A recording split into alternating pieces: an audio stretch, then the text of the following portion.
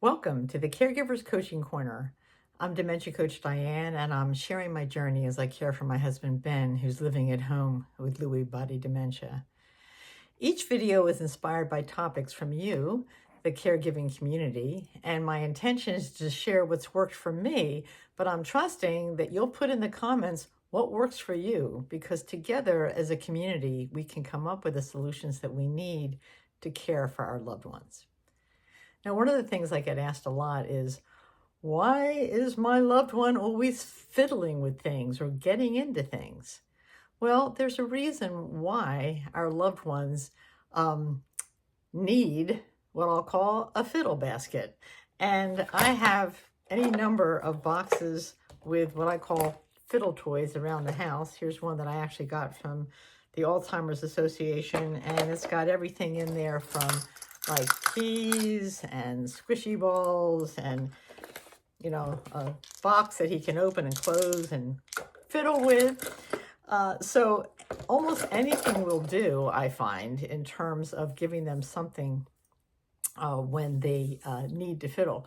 But I thought it might be helpful if I went over some of the reasons why our loved ones need to fiddle. Because if we understand the reasons why they have certain behaviors, it can help us to come up with better ideas for how to meet their need versus rolling our eyes and getting exasperated or frustrated because of a behavior that's bothering us.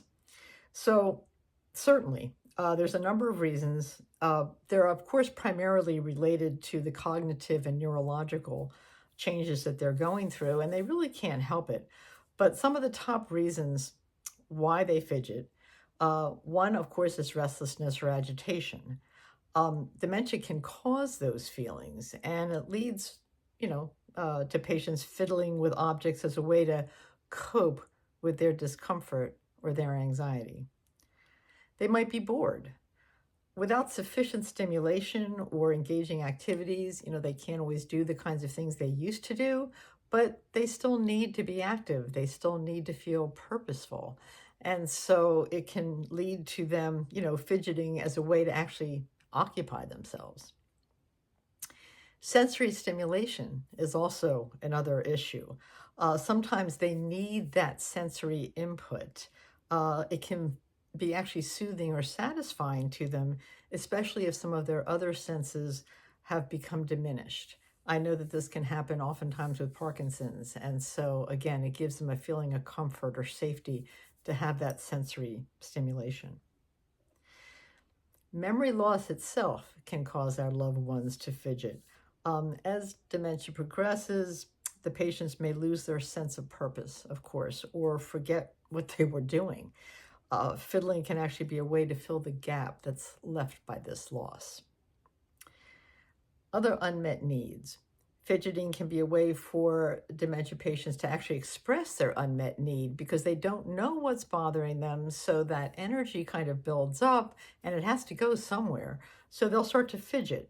Though there might be a need behind that. They might be hungry or thirsty or have some other discomfort, and yet they don't know how to express that. So what they do is they start to fidget. I know that my husband oftentimes will start to move the chairs in the kitchen, the chairs and the tables. He'll move them around, and sometimes he just needs to get outside and take a walk. He just needs to move that energy through him, and he's not sure what else to do, so he'll start moving furniture. Also, there's something called repetition compulsion. Dementia can actually cause a compulsion to repeat certain actions, including fiddling. And it actually gives our loved ones a sense of routine or familiarity. One of the things that Ben fiddles with a lot are water bottles. He'll unscrew the tops. He plays with the straw. He puts the top back on. He'll drink from it. He'll take it out. So, but it's so familiar to him because thankfully he used to actually drink a lot of water and he loved different water bottles. So I'm saying, great, let him fiddle with it because he actually drinks a fair amount of water in the process. And if he spills it, it's only water. Loss of fine motor skills is another thing that can lead to fidgeting. As the fine motor skills deteriorate, the patients, or our loved ones, I should say, may fiddle with objects as they attempt to actually maintain some level of coordination or dexterity. So they want to move their hands. My husband's a guitar player, and so he can't play the guitar the way he used to. And so I noticed that a lot of times he'll actually start to drum on the tabletop or on the dashboard of the car, which in a way was his way of playing percussion. So, I mean, I actually enjoy that. It doesn't bother me. But other times when he doesn't have access to something to drum on, you know, he'll start to fidget with something that's close by.